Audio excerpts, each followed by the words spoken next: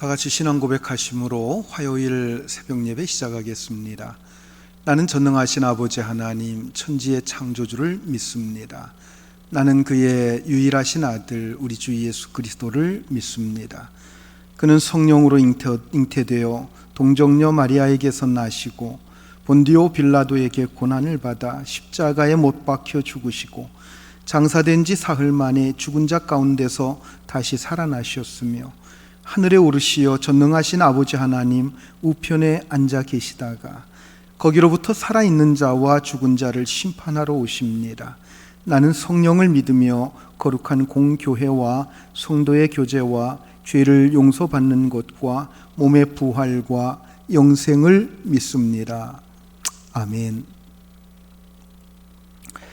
오늘 아침 주신 하나님의 말씀 보시겠습니다. 고린도후서 3장 3절 말씀 한 절만 보시겠습니다. 다 같이 한 목소리로 읽습니다. 너희는 우리로 말미암아 나타난 그리스도의 편지니 이는 먹으로 쓴 것이 아니요 오직 살아계신 하나님의 영으로 쓴 것이며 또 돌판에 쓴 것이 아니요 오직 육의 마음판에 쓴 것이라. 아멘. 할렐루야. 지난밤에 안식하셨습니까? 오늘 하루도 하나님의 은혜와 축복이 여러분들의 삶 속에 함께 하시기를 주의 이름으로 축원합니다. 자, 고린도 교회의 어떤 지도자가 바울에게 추천서가 없다고 하는 이유로 바울의 사도권을 부정하려고 했습니다. 자, 여기에 대해서 바울은 바로 고린도 교회 교인들이 나의 추천서이고 나의 편지다라고 했습니다. 자, 그러면서 바울은 편지에 대한 구체적인 설명으로 들어갑니다. 자, 본문 3절 말씀을 다시 한번 같이 읽습니다. 너희는 우리로 말미암아 나타난 그리스도의 편지니 이는 먹으로 쓴 것이 아니요 오직 살아계신 하나님의 영으로 쓴 것이며 또 돌판에 쓴 것이 아니요 오직 육의 마음판에 쓴 것이라. 자, 바로 앞절에서 고린도 교인들을 두고 너희는 우리의 편지다 이렇게 바울이 말했는데요, 이제 3절로 가서는 한 걸음 더 나아가서 너희는 그리스도의 편지다 이렇게 부르고 있습니다. 자, 그런데 이 호칭은 고린도 교인들뿐만 아니라 동서고금을 통하여 하나님의 자녀된 모든 그리스도인들에게 해당되는 호칭이기도 합니다. 다시 말해서 우리 그리스도인들은 예수 그리스도의 살아있는 메시지라고 하는 것입니다. 예수님의 대속의 은혜와 십자가의 사역을 통해서 죄사함 받고 구원을 얻으며 새 사람 된 그 증거가 바로 우리 그리스도인들의 삶을 통해서 모습을 통해서 드러나야 된다라고 하는 것입니다. 그러므로 우리 그리스도인들은 일거수일투족이 모든 사람들에게 본이 되어야 되고 하나님의 영광을 나타내는 삶을 살아야 됩니다. 우리의 몸은 우리 자신의 것이 아닙니다. 바울이 고백한 것처럼 내가 살아도 주를 위하여 살고 죽어도 주를 위해서 죽는다라고 하는 그런 고백이 날마다 우리 속에 있어야 됩니다. 사나 죽으나 우리가 주의 것입니다. 왜냐하면 이미 주님께서 핏값을 지불하시고 우리를 사셨기 때문입니다. 죄의 종으로 팔려가고 사망의 노예가 되어 끌려가고 있는 우리 자신들을 예수 그리스도께서 십자가에 그 보배로운 피를 흘리시고 그 대가를 다 지불하시고 우리를 사셨기 때문입니다. 그러므로 우리는 예수 그리스도의 소유가 된 거예요. 그래서 우리는 먹든지 마시든지 무엇을 하든지 다 하나님의 영광을 위하여 해야 된다라고 하는 것입니다. 바로 그렇게 사는 것이 그리스도의 편지로서의 우리의 삶입니다. 자, 먹으로 쓴 편지는 세월이 흘러가면 낡아져 버리고 또 지워져 버릴 수 있습니다. 이처럼 먹으로 쓴 편지는 사람이 아무리 공을 들여 써 놓았다고 할지라도 그렇게 오래 가지 못한다고 하는 것입니다. 이게 뭘 뜻합니까? 우리 인간의 결심과 인간의 의지라고 하는 것, 이것은 그렇게 믿을 만한 것이 되지 못한다고 하는 것입니다. 시간이 지나가고 환경이 변하면 그것에 따라 수시로 변하는 것, 그게 인간의 마음입니다. 주일날 말씀을 들으면서 이번 한 주간은 이렇게 살겠노라고 결심을 합니다마는 이 세상에 내려가서 살다 보면 하루 이틀, 사흘, 나흘 지나가면 그 결심이 다 빠져버리고 마는 거예요. 그래서 우리는 끊임없이 주의 전에 나와서 말씀을 들어야 되고 새롭게 결단을 해야 된다라고 하는 것입니다. 비록 한때는 대단한 결심을 해서 영원토록 내가 변함없이 주님을 위해서 헌신하고 말씀 쫓아 온전히 살아가겠다라고 결심을 하면서 자기가 충분히 그렇게 살아갈 수 있을 것처럼 그렇게 결단을 하고 결심을 하지만 사실 현실은 만만치가 않습니다. 그래서 조금만 어려움이 오고 여러 가지 시험이 오면 쉽게 넘어지고 마는 것, 그것이 바로 인간의 모습입니다.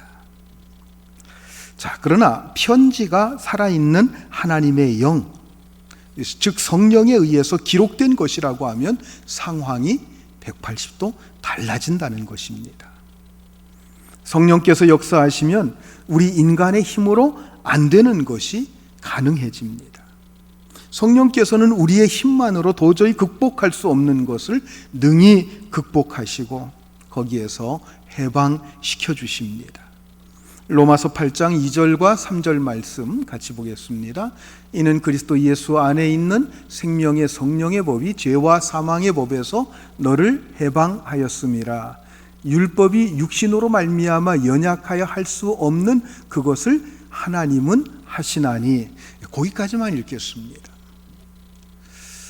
그 율법이 육신으로 말미암아 연약하여 할 수 없는 그것을 하나님이 하신다고 하는 겁니다. 하나님이 어떻게 하십니까? 성령을 통해서 우리를 죄와 사망의 법에서 성령의 생명의 법으로 해방시키는 그 일을 하신 것입니다. 바울은 또한 그 편지가 육의 마음판에 쓴 것이다, 이렇게 오늘 본문에서 말씀하고 있습니다. 육의 마음판이라고 하는 것, 이것은 바로 우리의 속사람을 가리킵니다.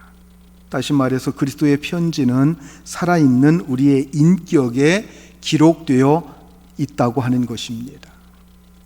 반면에 이 돌판에 쓴 것은 율법을 가리키는 겁니다.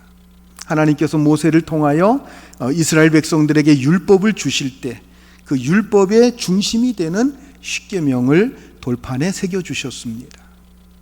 자, 그런데 그 돌판에 새겨주신 그 율법은 하나님의 그림자에 불과하지 참 하나님의 형상이 아니라고 말씀하고 있습니다. 히브리서 10장 1절 말씀을 보시겠습니다. 율법은 장차 올 좋은 일의 그림자일 뿐이요 참 형상은 아니므로 해마다 늘 드리는 같은 제사로는 나아오는 자들을 언제나 온전하게 할 수 없느니라. 자, 율법은 크게 두 가지입니다. 하나님의 계명과 또 하나는 제사법으로 이루어져 있습니다. 하나님의 계명, 십계명을 비롯해서 이러이러한 계명을 너희가 지켜라 라고 말씀을 하셨어요. 그리고 그 계명을 어겼을 때, 즉 하나님께 불순종하고 범죄하였을 때 그것을 해결하는 방법을 이 제사법을 통해서 말씀해 주셨습니다. 그래서 이스라엘 백성은 절기 때마다 끊임없이 반복해서 그들은 하나님 앞에 제사를 드려왔던 것입니다. 그런데 그렇게 제사를 드리고 그렇게 율법을 지켜왔지만 그러한 것들은 장차 올 일에 대한 그림자에 불과하다, 이렇게 말씀하고 있습니다. 장차 올 일이 무엇입니까? 예수 그리스도께서 이 땅에 오셔서 인간의 모든 죄를 짊어지시고 십자가에 죽으시는 것을 의미하는 것입니다. 예수 그리스도를 통해서, 그 십자가를 통해서 인간의 구원을 완성하는 그 일을 가리키는 겁니다. 자, 그런데 그 율법이라고 하는 것은 그 일의 그림자에 불과하다, 이렇게 말씀합니다. 즉, 인간의 죄를 깨닫고 십자가를 바라보게 하는 데까지 율법이 하는 일입니다.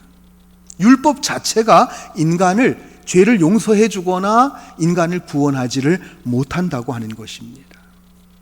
이것은 마치 모세가 손에 든 율법의 돌판을 우상 숭배하면서 범죄하는 그 이스라엘 백성들을 향해서 내리치면서 하나님의 진노를 나타내고 그것을 다 깨뜨린 것, 그것과 같습니다. 그렇게 진노를 표현하고 너희들이 그 하나님 앞에서 멸망당할 그 죄를 지었다라고 하는 것을 지적할 수는 있지만 그 죄를 용서하거나 그 죄에서 구원시킬 수는 없다고 하는 것입니다. 그런데 예수 그리스도를 통해 역사하시는 성령은 오늘 우리의 마음속에, 우리의 인격 속에서, 우리의 마음속 깊은 곳에서 전인격적인 변화를 일으키십니다. 그래서 예수님을 만난 사람들은 그러한 놀라운 변화가 일어나게 되는 것입니다. 누가복음 19장에 나오는 삭개오가 그랬습니다. 이전까지는 범죄한 삶을 살았지만 예수님을 만나고 예수님의 말씀이 그 마음판에 새겨지면서 완전히 다른 인생으로 변화가 된 것입니다. 이와 같이 예수 그리스도로 말미암아 그 속사람이 변화되면 겉사람도 변화가 되고, 그가 바로 예수 그리스도께서 살아계신 증거가 된다는 것입니다. 그것이 바로 그리스도의 편지입니다. 여러분, 오늘 우리에게 중요한 것은 목사나 장로나 집사나 이러한 여러 가지 직분을 가지는 게 아닙니다. 정말 중요한 것은 우리의 속사람이 성령 안에서 변화가 되어 그리스도를 닮은 성품을 나타내는 것입니다. 그래서 어디를 가든지 누구를 만나든지 그리스도의 향기가 나고 그리스도의 메시지가 나오고 그리스도의 그 성품과 그 사랑이 나타나는 그리스도의 편지가 되는 것입니다. 여러분, 오늘도 성령 안에서 그리스도의 향기가 나고 그리스도를 나타내는 편지가 되시기를 우리 주님의 이름으로 축복합니다. 기도하시겠습니다. 은혜로우신 주님, 너희는 그리스도의 편지라고 말씀하고 있습니다. 이것은 율법의 조문으로 돌판에 새긴 것이 아니고 성령으로 우리의 마음 깊은 곳에 새겨진 것이다 라고 말씀하고 있습니다. 율법이 할 수 없는 그것을 우리 주님 예수 그리스도께서 십자가의 죽으심으로 우리의 죄를 용서하시고 우리를 구원의 길로 이끄시며 또 성령과 함께 그리스도께서 우리의 마음속에 오심으로 우리의 속사람을 변화시켜 우리의 모든 삶의 모습들이 새롭게 하심을 감사를 드립니다. 이러한 것이 우리의 삶을 통해서 드러날 수 있기를 원합니다. 세상에 나가서 사람들을 만나고 어떤 일을 한다고 할 때, 저 사람이 그리스도인이야. 저 사람을 통해서 우리는 하나님의 사랑을 볼 수 있어. 하나님의 사람이 어떤 것인가를 알 수 있어. 이렇게 보여질 수 있는 그리스도의 편지가 다 되게 하여 주시옵소서. 특별히 우리 경주 중부교회 성도들이 이 세상 속에서 그리스도의 편지로서 그리스도의 살아있는 메시지를 드러내는 진정한 그리스도인의 삶을 살아가게 하여 주시옵소서. 예수님의 이름으로 기도합니다. 아멘. 오늘은 화요일입니다. 재직의 날입니다. 기도 제목 같이 나눕니다. 어떤 상황 속에서도 믿음의 길로 가게 하소서. 각 남녀 전도회와 목장의 회복을 위해서 여러분 기도해 주시고요. 저와 당회를 위해서 기도해 주시기 바랍니다. 장기 환우들 그리고 입원 환자 암투병하는 성도들을 위해서 기도해 주시기를 바랍니다. 빨리 이 코로나 사태가 종식이 되고 일상이 온전히 회복되고 경제가 회복되고 또 삶의 활력이 찾아오기 위해서도 계속 기도해 주시길 바랍니다. 교회 학교도 빨리 예배가 재개가 돼야 되는데 이러한 일들이 빨리 오기 위해서 여러분 기도해 주시기를 바랍니다. 다 같이 기도하겠습니다.